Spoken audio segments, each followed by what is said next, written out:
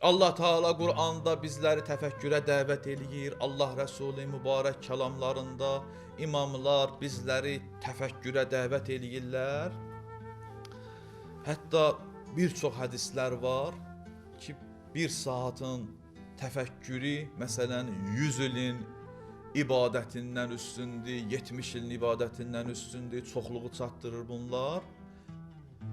Üləmadan birindən sual elədilər.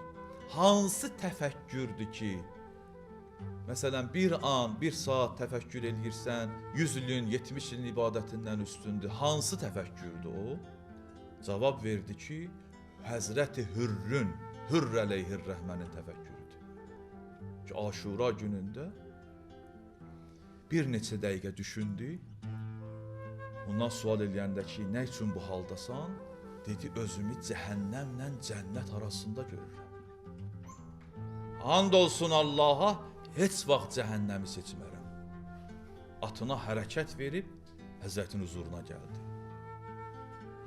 Bu alim buyurur ki, Hürrü kimi insanların təfəkkürü ki, bir an təfəkkür elədi, haqqı tapdı, hidayət oldu. Bu təfəkkür 70 ilin ibadətindən ki, insan namaz qılır, zikr eləyir, hələ bilmir cəbhəsi hansı cəbhədir, haqq qardadır, bu ibadətlərdən üstün.